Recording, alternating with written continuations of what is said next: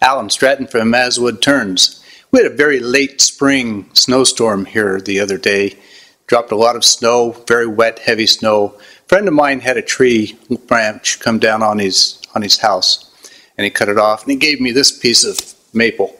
There's more to come, I hope, but this is as far as he's gotten it so far.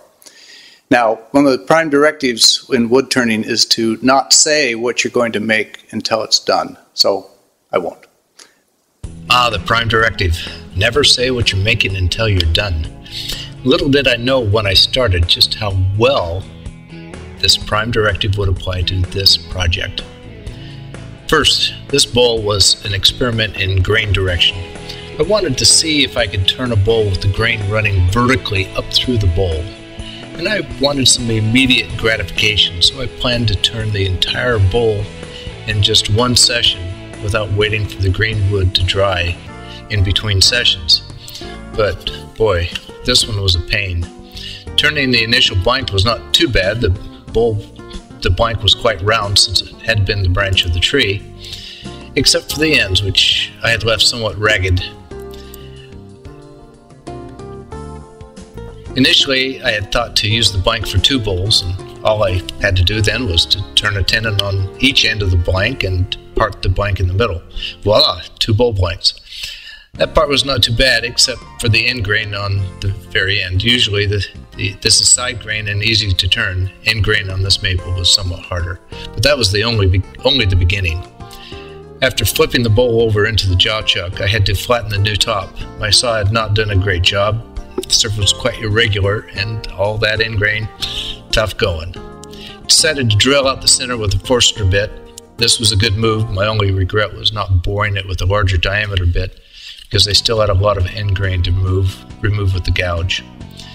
I resorted to my bowl scraper for much of the hollowing of the bowl, but scraping the end grain was much slower than cutting side grain with a gouge in a normally oriented bowl.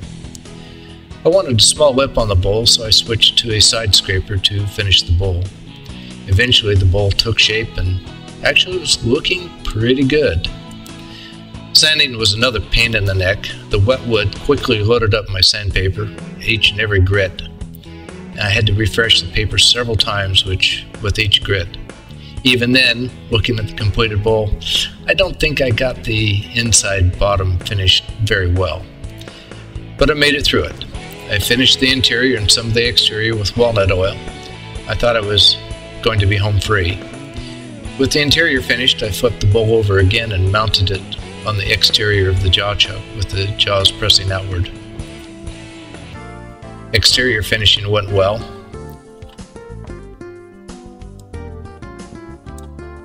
Actually, the grain on the outside with the orientation came pretty well, and a little bit strange compared to a normal, but it did work.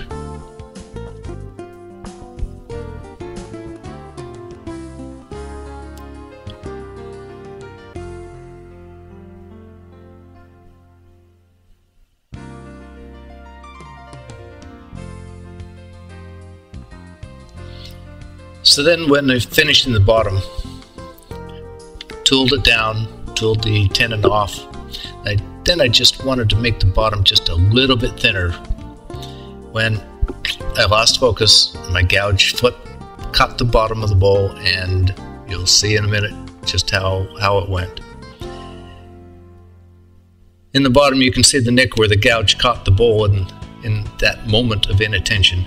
There's a minor defect in the bottom where a small twig had grown out, the entire bowl is end grain or short grain. But in the end, I can really only blame myself for not maintaining focus on my gouge. It could have worked, although it was tough, but I lost attention at that final moment, and it got away from me. So I never got the chance to see how the pith running through the bottom would fare in the drying, or seeing how this would actually dry out. I think it would have dried fairly well. But needless to say, I think I'll resort to more standard bowl orientation and pay my dues, get the beautiful bowls out of there. Immediate gratification won't work, and the prime directive still applies. At the very bottom you can see the nick, the cracks.